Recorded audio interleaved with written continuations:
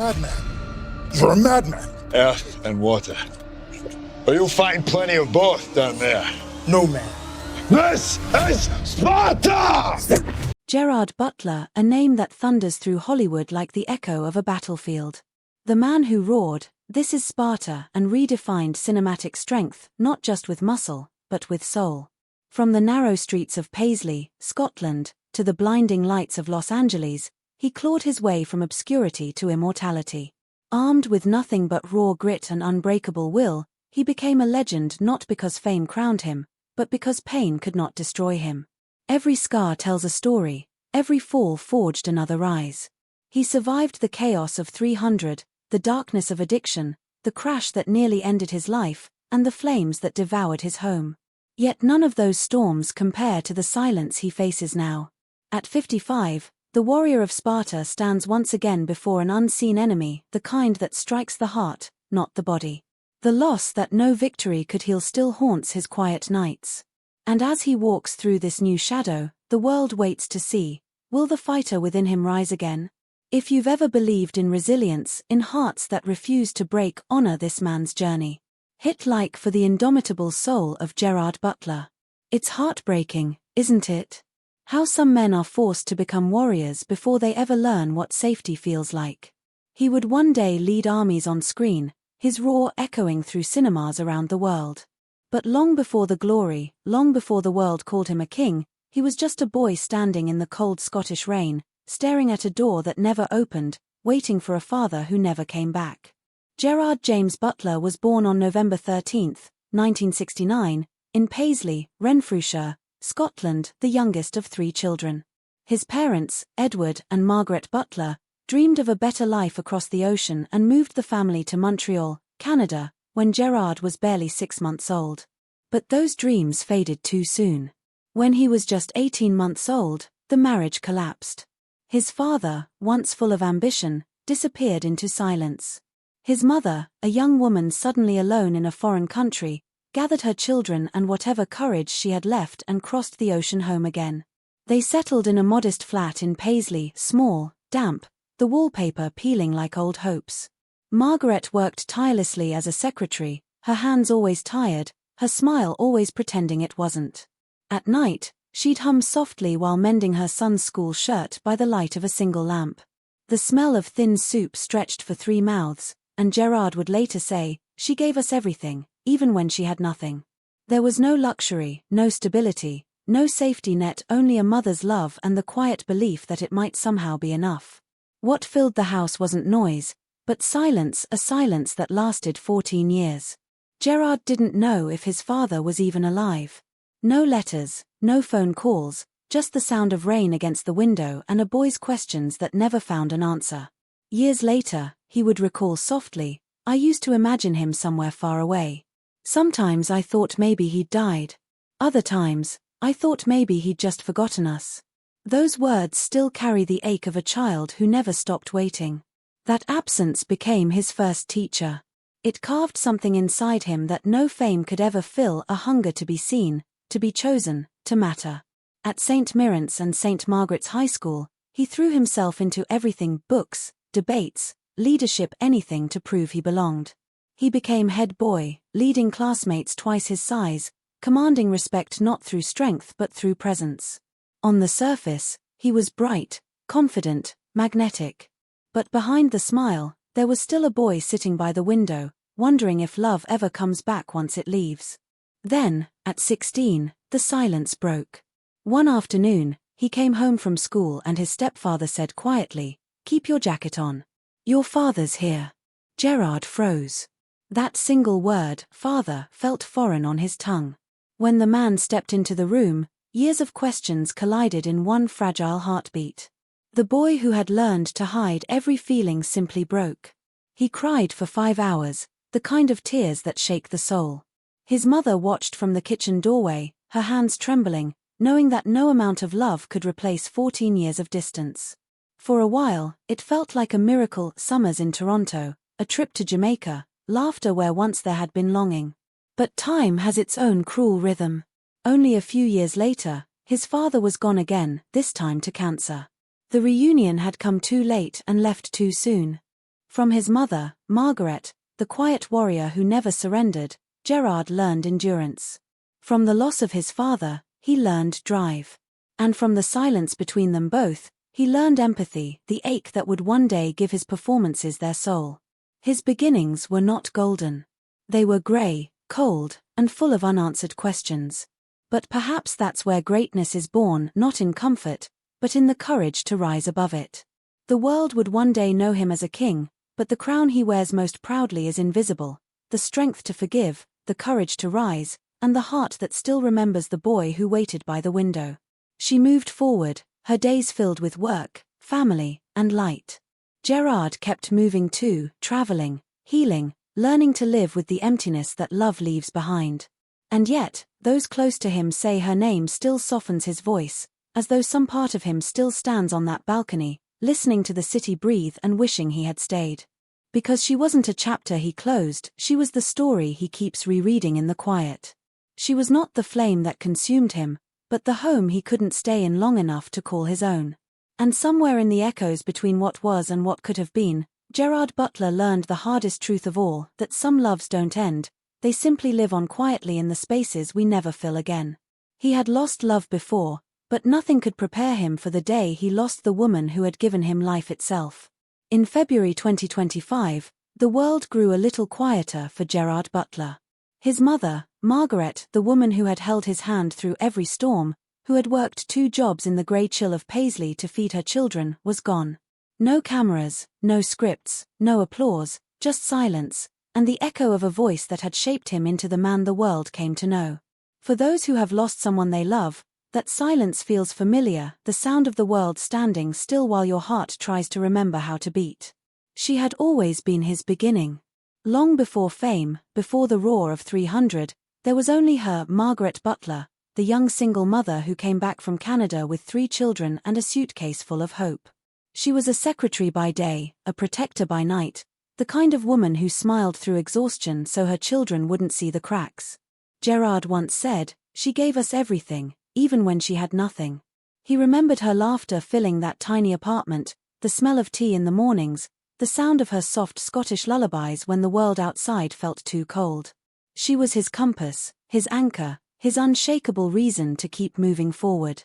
To him, she wasn't just his mother, she was the quiet strength that taught him how to survive every kind of pain, even the one that would one day come from losing her. When success finally came, he carried her everywhere, on red carpets, in award speeches, in interviews. Her name was always there, folded between his words like a quiet prayer. "Every good thing in my life," he once said, began with her. Even in his hardest years, the pain, the injuries, the addiction, the loneliness, she remained the constant. She'd call him from Scotland just to ask if he'd eaten. Sometimes she'd tease him, saying, "You might be a king in the movies, but you'll always be my wee boy," and he'd laugh, because she was the only one who could make him feel small in the best way possible. Her love was the kind that doesn't fade, the kind that stays stitched into your soul even when the person is no longer there to say your name. Then came that winter morning in 2025. The phone rang. The words were simple, quiet, final. He flew home to Paisley, walking the same damp streets she once carried him down in her arms. Outside the small stone church, he stood in the rain, staring at the grey sky she used to love. Reporters waited at a distance, but there were no statements, no public tribute, only silence, and the faint sound of bells. Inside, the smell of old wood and candle wax carried him back to his childhood, to Sundays when she held his hand during hymns. And when the final bell tolled, he understood what every son eventually must, that no matter how old you are, you're never ready to lose your mother. A week later, at the end credits of How to Train Your Dragon, the live-action remake, a single line appeared, dedicated to Margaret Butler, whose strength lives on in her son. When he saw it for the first time, Gerard wept, not the loud tears of grief, but the quiet kind, the kind that fall when the heart finally accepts that love has become memory. Those who have stood in that same silence, who have buried their mothers, fathers, or children, know that kind of tear. It is not just sorrow, it is gratitude wrapped in pain, a thank you whispered too late but meant forever. He withdrew for months after that. Friends said he spent long evenings alone in Scotland, walking by the river where his mother used to take him as a boy. He didn't talk about the loss publicly, but in one rare interview, he said, "She was my hero. I don't think I'll ever stop trying to make her proud." In that simple sentence lived everything: grief, gratitude, and the ache of a son still reaching for his mother's hand in the dark. And for everyone who has ever known that same ache, his silence spoke louder than any speech could. Today, when Gerard speaks about kindness, when he donates to children's charities, when he travels to Liberia and Haiti to feed those in need, you can still hear Margaret's voice behind every action. The lessons she left him, work hard, love deeply, give freely, became his map through the chaos of fame. She may be gone, but she lives in every quiet act of compassion he offers the world. Her legacy isn't in the spotlight, it's in the way her son treats strangers like family, and in the strength of everyone who learns from his story that love never truly ends. "Every time I do something good," he once said, "I imagine her smiling somewhere. And maybe she is, in the glow of a Scottish dawn, in the warmth of a mother's memory, in the strength of a son who still carries her heartbeat in his own." Because for Gerard Butler, and for anyone who has ever lost someone they love, the story is never about saying goodbye, it's about learning to live in a world they already filled with love and keeping that love alive, one heartbeat at a time. Years before he lost his mother, Gerard Butler had already faced another kind of silence, the kind left by fire when a home full of laughter turns to ash. It was November 2018, and the Woolsey fire tore through Los Angeles County like a living monster. More than 1,600 homes were destroyed, 97,000 acres swallowed by flames. But for Gerard, it wasn't just a fire, it was a reckoning. In one terrible night, the walls that had held his memories, the rooms where he had learned peace, the small spaces where he could finally breathe were gone. That night, the sky itself seemed to burn. The Pacific reflected an endless red glow, and the smoke rolled down from the hills like an avalanche of grief. From the highway, he saw it, his home already consumed. There was no time to fight, no chance to save. He stood by the road, helpless, as the fire roared through everything he had built. "It's strange," he said later, "how fire can be so beautiful and so cruel at the same time." The flames danced like ghosts, reflecting in his eyes as the last roof beam fell. He could do nothing but watch as the life he had built burned away piece by piece. When he returned the next morning, the silence was worse than the fire. The wind carried the faint smell of smoke and salt, and the earth was black, brittle, and broken. His house stood like a skeleton of steel, twisted and hollow. Inside that wreckage lay everything he'd ever saved, the 300 cape that Zack Snyder had given him, handwritten notes from law-abiding citizen, a box of photos of his mother and siblings from Paisley, and a letter she had written years ago, "Don't lose your kindness, Jerry. That's your real strength." It was all gone, melted, erased, vanished. He took a photo standing amid the ruins, grey ash swirling around him, his face pale with disbelief. Underneath it, he wrote only 7 words, "Welcome to my home in Malibu." 7 words that broke the internet, not from drama, but from quiet dignity. He didn't curse the fire or his fate. He stood there, small against the world but unbroken. "It's not about losing a house," he said later. "It's about losing memories. You walk through the ashes and realize you can't rebuild the moments that lived there." For anyone who's ever lost something they loved, a home, a dream, a person, those words cut deep. Because loss doesn't always scream, sometimes it whispers and lingers in the empty spaces where laughter used to live. But true to his nature, Gerard didn't walk away. He stayed in Malibu for weeks after, joining relief efforts, cooking meals for displaced families, helping firefighters sift through the rubble. Cameras followed him, but this wasn't publicity, it was penance, gratitude, survival. "You think you know empathy," he told a reporter, "until you see someone holding the ashes of their life." In those days, the warrior from 300 became something even greater, a man who understood that the bravest thing you can do after loss is to show up for someone else's pain. Then, as if fate wanted to ask, "Have you learned yet?" it struck again in 2020. Not long after he had begun to rebuild, his small $11,000 RV, the only home he had left, was stolen. That trailer was more than metal. It was his retreat, his shelter, the place where he had written, healed, and started again. When it vanished, he didn't rage. He smiled sadly and said, "I've lost bigger things. Things are just things, but people matter." That single line became a quiet anthem, because by then he had learned what most never do, that real wealth isn't what survives the fire, it's what the fire cannot touch. Even years later, when he spoke about that night, he didn't talk about pain. He talked about perspective, about learning that you can lose everything and still be whole. The fire stripped me down, he said once, but maybe that's what I needed to see what really lasts. And when he stood again where his house once stood, the ocean glimmering beyond the ashes, he thought of his mother's voice. A home is just walls until love lives in it. She was right. Those walls were gone, but her love and the strength she taught him were still there, unburned. The sun fell behind the hills that evening, painting the world gold again. He closed his eyes and listened, not to the crackle of fire this time, but to the whisper of the wind carrying away the last of the smoke. He didn't rebuild right away, maybe because he understood something most people spend a lifetime chasing. That home isn't a place you return to, it's something you carry with you. For anyone who has stood before the ruins of their own life, staring at what's left and wondering how to start over, Gerard Butler's story isn't just a tragedy, it's a lesson written in flame. You rebuild not by replacing what burned, but by remembering what the fire could never take: courage, kindness, and the will to rise again. Now at 55, Gerard Butler stands as a man rebuilt from fire, heartbreak, and the ashes of everything he's ever lost. He has faced storms that could have broken anyone else, yet somehow, he emerged not harder, but deeper. The boy from Paisley who once slept on couches and sold toys on the street now wakes each morning to the sound of waves outside his new Malibu home, a home rebuilt not just from stone, but from soul. It's quieter than the one he lost, more grounded, more him. Large windows open to the Pacific breeze, sunlight spills across pale wood floors.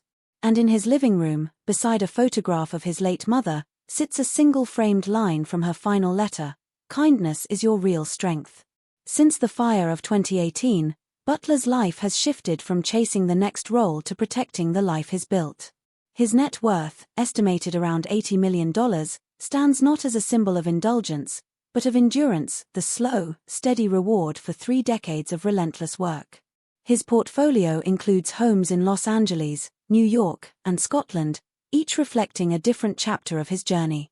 The rebuilt Malibu estate mirrors serenity rather than grandeur, soft tones, open terraces, a study filled with ocean light. In Manhattan's West Chelsea, he keeps a $15 million penthouse, a cathedral of glass overlooking the Hudson River where art and quiet coexist. Back home in Scotland, a sandstone villa near Glasgow, worth over $1 million, remains his retreat, a living connection to the roots that shaped him. His love for movement and machines has never faded.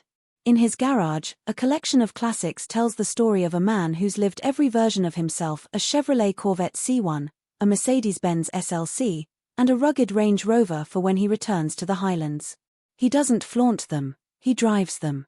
There's a quiet satisfaction in that, in knowing each wheel turn is a reminder of how far he's come.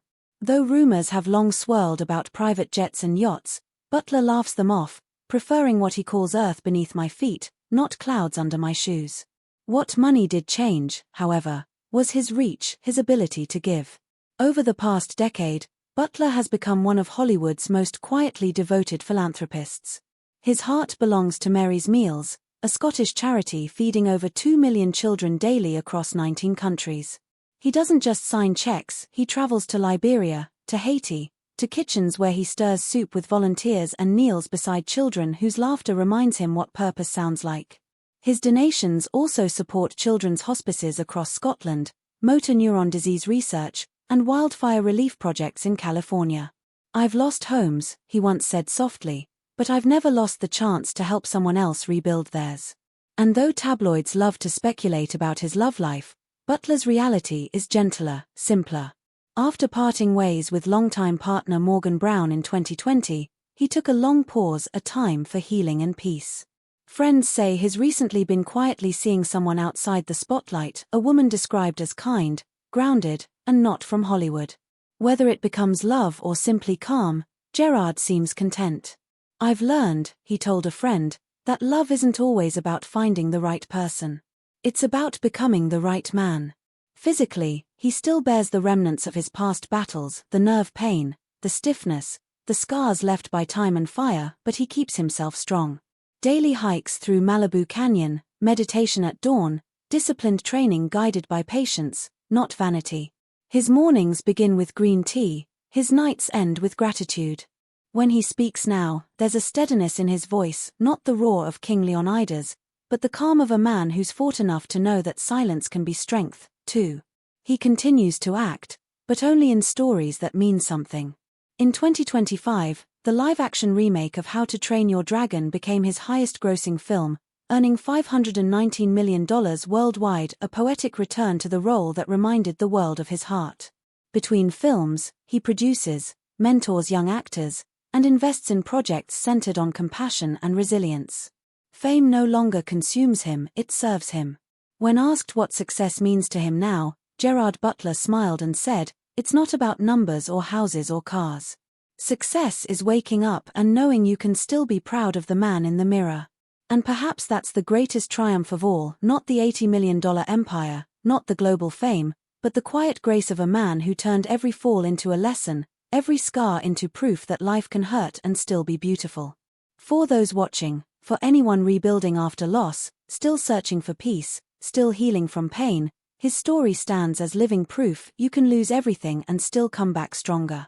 You can be burned, broken, forgotten, and still find light. Gerard Butler's journey reminds us that resilience isn't about never falling, it's about choosing, again and again, to rise.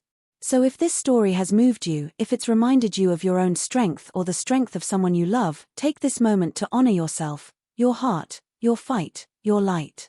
Because as Gerard Butler's life has shown again and again, the fire may come, but the soul endures. May your days be filled with peace, your nights with warmth, and your years with love, health, and abundance. From all of us at Golden American Stars, may you live each day with courage, kindness, and the unshakable belief that it's never too late to rise again.